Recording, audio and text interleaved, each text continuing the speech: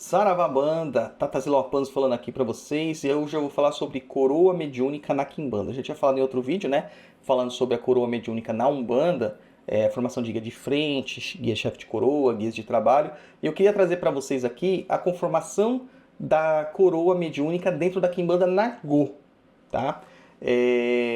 Talvez a gente possa até falar um pouco da Quimbanda Mussurumim também, mas vamos falar da Quimbanda Nagô especificamente. Dentro da Quimbanda Nagô, a gente tem uma estruturação de coroa mediúnica formada por 3 espíritos, tá? Então a gente tem um Exu de frente, uma Pombogira de frente.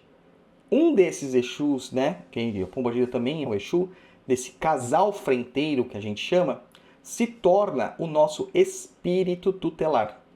O espírito tutelar é a mesma coisa do guia-chefe de coroa na Umbanda. Tá? Ele é o seu guia-chefe de Quimbanda. É o cara que responde pela sua espiritualidade, pela sua mediunidade, pela sua vida, pela sua materialidade, por você como um todo. E nem sempre esse espírito tutelar, ele vem incorporar. Ele incorpora, mas nem sempre ele vai dar atendimento, podendo mandar outros espíritos para fazer isso. A outra parte, né, esse outro espírito de frente, no caso, se você tem um Exu de frente, vai ter uma Pombogira de frente, ou se você tem uma pombogira aqui, você vai ter o Exu aqui, né, sempre o casal. Se você tem um Exu tutelar, quem vai fazer a contraparte? Vai ser a Pombogira. Ela é um complemento das forças do seu Exu para as necessidades que você possui, como espiritualidade, tá? Como uma espiritualidade. Então, é um casal que se complementa, tá? Se atrela e se complementa para melhorar as questões aí da sua espiritualidade. No caso do terceiro espírito que eu falei que está na cabeça aí, na coroa mediúnica, ele pode ser um Exu ou uma Pombogira, independente do gênero da pessoa, tá? E aí é o que nós chamamos de Exu ou Pombogira de fundos, é o espírito de fundos, que é quem faz ancoragem para você, quem mantém os seus pezinhos no chão, é quem faz sua segurança espiritual, né? É quem protege você, quem está às suas costas, olhando para as demandas que vêm contra você. E essa entidade, ela tem um foco muito grande, às vezes, de equilibrar a potencialidade das entidades de frente, tá? Então, é uma comunhão de energias aí, essa trindade, né? Essa tríade de forças para trazer um equilíbrio. Mas, assim, e na consulta? Quem vai aparecer? Cara, a Quimbanda não tem a métrica da Umbanda. A consulta espiritual na Quimbanda, ela é feita por meio de oráculo, por meio dos búzios, normalmente. Né? O búzio de Exu, tá? Não é o Meridilogum, não é o Eridilogum, tá? É o oráculo de Exu. Tem vários tipos de oráculo. Na Quimbanda Nagô é a Cabala de Exu, na Quimbanda Mussurumim é o Alabá de Exu, né? E a gente tem na nossa família o oráculo do Tiriri, tá? Que é um oráculo próprio que o próprio Tiriri trouxe pra gente aqui, pra gente usar. E nessa definição, quem pode incorporar, vamos supor que tem uma gira, um toque, e alguma entidade vai incorporar, qualquer um deles. E às vezes nenhum deles. Às vezes quem vai incorporar é uma entidade de banda. A banda na Quimbanda Nagô não tem limites, não tem métricas. Então não é 3, 4, 5, 6 ou 7 Exus e Pombogiras. Não. É meio que livre isso. Dentro da estrutura da Quimbanda Nagô, a gente sempre vai ter na banda um preto velho quinzumbeiro, né, um preto velho de Quimbanda, e um Ogum. Agora o restante dos espíritos são espíritos diversos. Vários Exus e várias Pombogiras que podem se apresentar.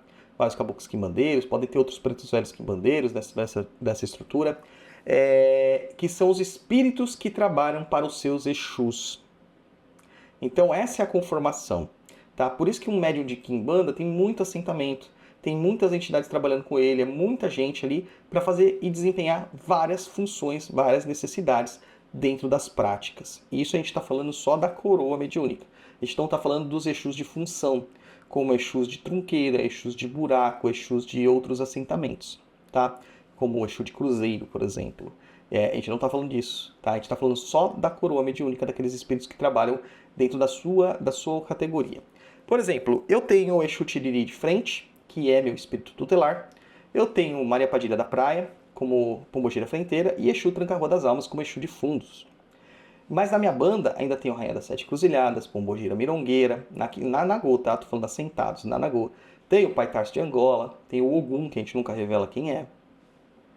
Tem o Exu Pimenta, tem o Exu Pinga Fogo, tá? E tem um Exu Marabô também aí, segundo o Tiriri. Então são vários Exus que aparecem aí pra gente, isso a gente está falando só de Quimbanda Nagô, que tem funções específicas, métricas específicas, que vão trabalhar de formas específicas quando necessários, tá? Na Quimbanda Mussurumim, a ideia é muito próxima, tá? Só que na Quimbanda Mussurumim, dentro das determinações que o Exu Tiriri da Calunga passou para mim, existe uma estruturação meio que fixa sobre isso. Justamente pela qualificação da Quimbanda Mussurumim ser algo nômade, algo que é móvel, né? É preciso que a gente tenha uma menor quantidade de assentamentos possíveis. Então, a gente vai ter 9 assentamentos ali específicos, que ele chama de primeira horda, segunda horda e terceira horda.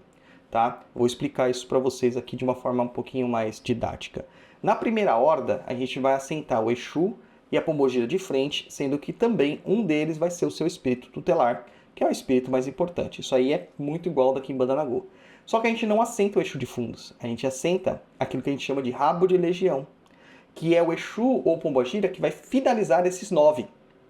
Tá? Ele é como se fosse o dono da chave, né? O porteiro ali. Ele tranca o cadeado para outros espíritos. Então só irão aparecer novos espíritos caso este porteiro permitir.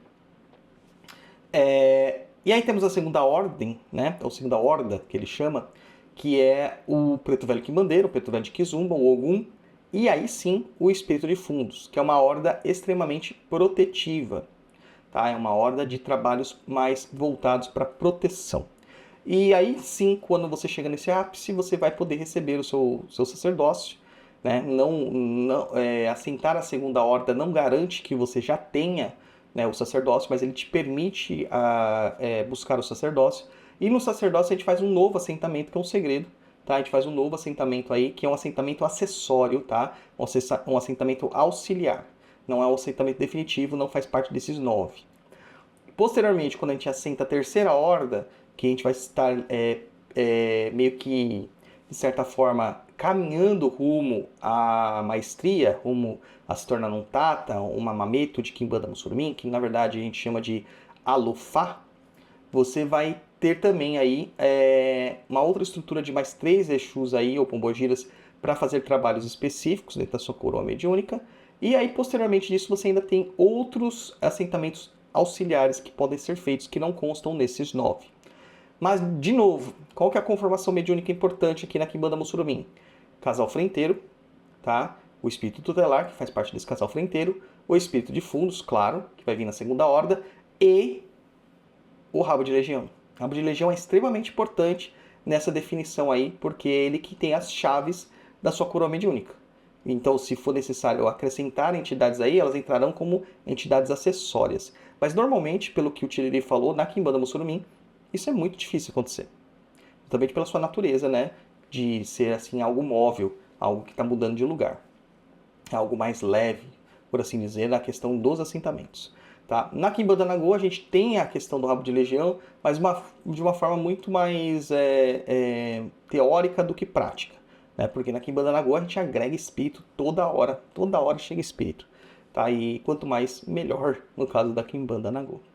Deu para entender um pouquinho sobre coroa mediúnica? Então, quando você for falar assim, meus espíritos tutelares, cara, você não tem espíritos tutelares, você tem espírito tutelar, tá? Que é o seu guia-chefe de coroa na Quimbanda, que é o seu Exu ou sua pombogira de frente, tá? Não tem espíritos. O Exu de frente, se ele não é o seu tutelar, se ele faz parte do casal frenteiro, ele não vai ser chamado de tutelar. E o Exu de fundos também não.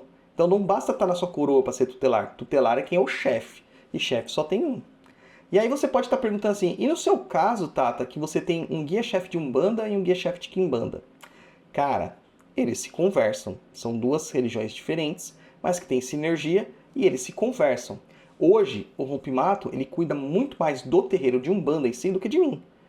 Mas quem cuida de mim mesmo, hoje em dia, é o Exu Tiriri. Tá? Então, é uma comunhão. Os guias, eles não brigam. A Umbanda e a Quimbanda não se digladia. A Umbanda não vem para combater a Quimbanda. tá? Eles se encontram e se completam, se você souber fazer. Deu para pensar, né? Então, comenta aí com a gente aí se você entendeu. E quem que é seu espírito tutelar, você já sabe? Já abriu um oráculo para descobrir? Às vezes você tá precisando descobrir aí para cuidar dele. Em Kimbanda.